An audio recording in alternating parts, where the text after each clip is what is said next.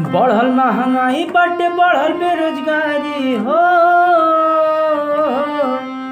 बढ़ल महंगाई बाटे, बढ़ल बेरोजगारी, आ कवनो त करी उपाय। पैसा खाती पतेनी हमार रोज झड़ुआवे हो।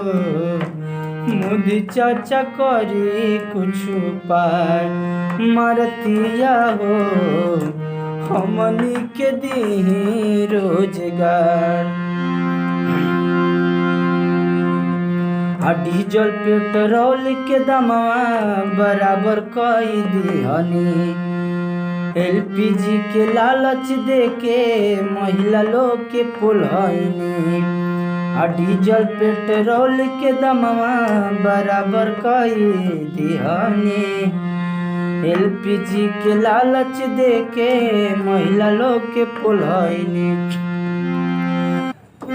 कि 500-600 में मिलत रहेगा सवा हो।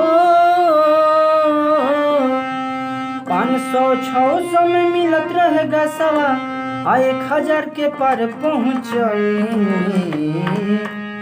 जनता सब करे त्राहिमाम, मोदी चाचा हो कौनो त करी उपाय।